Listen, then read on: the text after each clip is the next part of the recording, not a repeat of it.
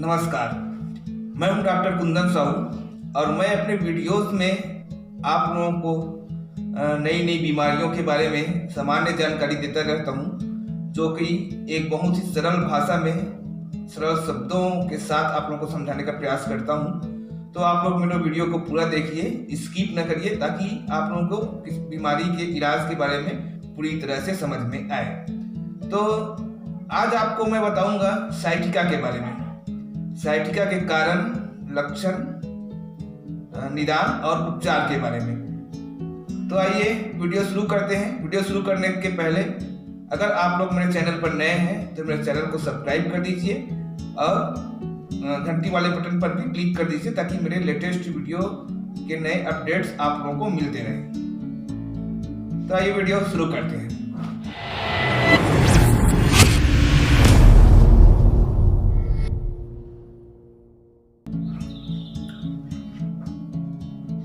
सबसे पहले जानते हैं साइटिका क्या है। तो साइटिका एक नस की बीमारी है जो कि सियाटिक नर्व में इन्फ्लामेशन होने की वजह से होता है। जो हमारे शरीर का सबसे लंबा और सबसे मोटा नर्व होता है, जो कमर से निकलकर पैर से होते हुए पूरे पांव तक जाता है, जिसमें बहुत ज़्यादा दर्द होता है, झुनझुनी होती है एवं सुन्नपन होता है। इसे साइटिका कहते हैं। आइए जानते हैं साइटिका के कारण के बारे में कि यह किस किस कारण से हो सकता है। तो साइटिका के कारण में सबसे पहला कारण है intervertebral disc prolapse. Disc prolapse मतलब वर्टिब्रल कॉलम के हड्डियों के बीच में, दो वर्टिब्रा के बीच में एक गद्दा नुमा रचना होता है, जिसमें एक प्रकार का फ्लूइड भरा होता है, जो दोनों वर्टिब्रा में घर्षण होने से बचाता है। तो उसका प्रोलेप्स हो जाना, अपने जगह से खिसक जाना, इस कारण से होता है। और दूसरा जो है डिस्क हर्निया, मतलब वही जो वर्टिब्रल इंटरवर्टिब्रल डिस्क होता है उसमें हर्निया हो जाता है, उस इधर उधर वह बाहर निकल जाता है। तो ये हो गया। तीसरा कारण है एंकिलोजिंग स्पॉन्डिलाइटिस, जिसमें रीढ़ की हड्डी के जो स्पाइन है वो बढ़ जाते हैं, तो उसके कारण से वो नर्व को टच करता है, इस कारण से होता है। चौथा कारण है स्पाइनल कैनाल स्टेनोसिस या वर्टिब्रल कैनाल स्टेनोसिस भी बोलते हैं, जिसमें जो स्पाइनल कैनाल होता है, जिसमें स्पाइनल कॉर्ड होकर गुजरता है, उस कैनाल में जो नली होती है उसमें स्टेनोसिस मतलब सकड़ापन हो जाता है। और चौथा कारण है, पांचवा कारण है ट्रॉमा। ट्रॉमा की वजह से भी, जैसे कि गिरने पर, एक्सीडेंट की वजह से कहीं कमर में चोट लग जाए, उसके कारण से होता है, या इंजेक्शन लगाते समय इंजेक्शन गलत जगह लग जाए और नर्व में पड़ जाए, सियाटिक नर्व में, उस वजह से होता है। और छठवां कारण है मोटापा, अधिक मोटापे की वजह से भी हो सकता है। सातवां कारण है प्रेगनेंसी, तो प्रेगनेंसी के वजह से भी साइटिका हो सकता है। प्रेगनेंसी में आखिरी के महीनों में पेट बहुत ज़्यादा निकल जाता है, जिससे अंदरूनी अंगों पर दबाव पड़ता है और कमर जो है टेढ़ा हो जाता है। कमर अंदर की वजह से धंस जाता है पेट निकलने की वजह से, तो इसके कारण से भी साइटिका कुछ समय के लिए हो सकता है। तो ये हो गया साइटिका के कारण।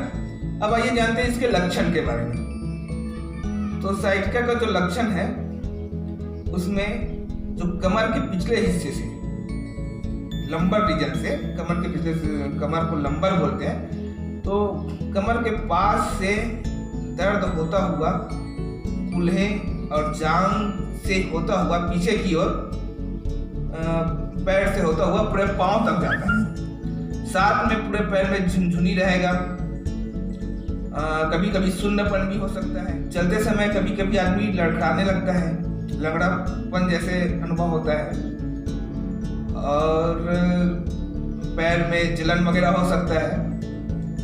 तो ये सब लक्षण होते हैं। जरूरी नहीं कि दर्द पूरे पैर में हो, कई बार केवल कमर में ही दर्द हो सकता है, कई बार केवल जांघ तक ही दर्द हो सकता है, कई बार पैर तक और कई बार पूरे पांव तक दर्द हो सकता है। ठीक है, तो ये हो गया लक्षण।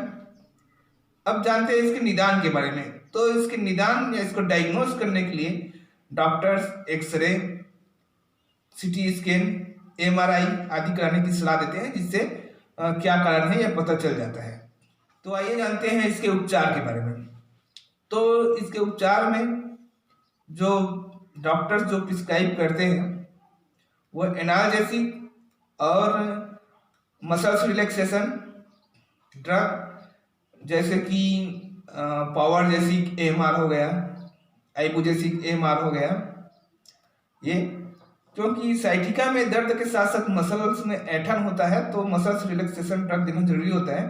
तो एनाल्जेसिक के साथ साथ मसल्स रिलैक्सेशन ड्रग और स्टेरॉइड जैसे कि मेथाइल प्रेडनिसोलोन, जो कि मेट्रॉल नाम से आता है मार्केट में, 4 mg, 8 mg, 12 mg के डोज में आता है। तो इसको कंडीशन के हिसाब से 4 mg या 8 mg दिन में 3 बार दे सकते हैं। और तीसरा है प्रेगापोलिन और मेथिलकोबालामिन का कॉम्बिनेशन का ड्रग आता है, जैसे प्रेगाल्यूट एम नाम से, उसको दिन में 1 बार देना है। और साथ में मालिश करने के लिए डाइनापार्ट जेल, वोबेरॉन जेल इत्यादि देना है। साथ ही बहुत ज़्यादा दवाई खाने की वजह से, मतलब एनाल्जेसिक और ये मल्टीविटामिन की दवाई, स्टेरॉइड वगैरह खाने से पेट में जलन हो सकता है। तो साथ में रेबेप्राजोल, पेंटोप्राजोल वगैरह दिन में 1 बार देना है। गरम सिकाई करना है, हॉट फर्मेंटेशन, 1 बॉटल में गर्म पानी भरकर वहाँ पर सिकाई करना है। कुछ एक्सरसाइजेस करना है, आप नेट में सर्च मार कर देख सकते हैं साइटिका का एक्सरसाइज। तो कुछ एक्सरसाइज करना है। और इन सब से आराम नहीं मिलने पर फिजियोथेरेपी करना है। फिजियोथेरेपी में भी बहुत हद तक इसका साइटिका का इलाज हो जाता है। और इन सभी में भी आराम नहीं मिलने पर लास्ट उपाय रहता है ऑपरेशन। अगर डिस्क प्रोलेप्स है, डिस्क हर्निया है, तो फिर उसको ऑपरेशन ही करना पड़ता है। ऑपरेशन करके डॉक्टर्स उसको सही जगह बिठाते हैं, तो साइटिका ठीक हो जाता है। और जैसे कि प्रेगनेंसी की वजह से है, तो प्रेगनेंसी डिलीवरी होने के बाद ऑटोमेटिक कुछ दवाई खाने से साइटिका ठीक हो जाएगा। मोटापा है तो मोटापा को कम करें, एक्सरसाइज करें, डाइटिंग करें। और एंकिलोसिंग स्पॉन्डिलाइटिस जो है वो दवाई और फिजियोथेरेपी वगैरह से ठीक हो जाता है। और कभी शुगर के कारण से भी साइटिका होता है, तो वो शुगर की दवाई खाने से और पेन किलर वगैरह खाने से वो ठीक हो जाता है। इसके साथ साथ कुछ आयुर्वेदिक उपचार भी अपन कर सकते हैं। तो आयुर्वेदिक में जो गुग्गुल वगैरह आता है और कुछ टेबलेट, रस राज रस, महावात विध्वंसक रस, वात गजांकुश रस है ना, योगराज गुग्गुल, महारसनादि काढ़ा, ये सब दे सकते हैं।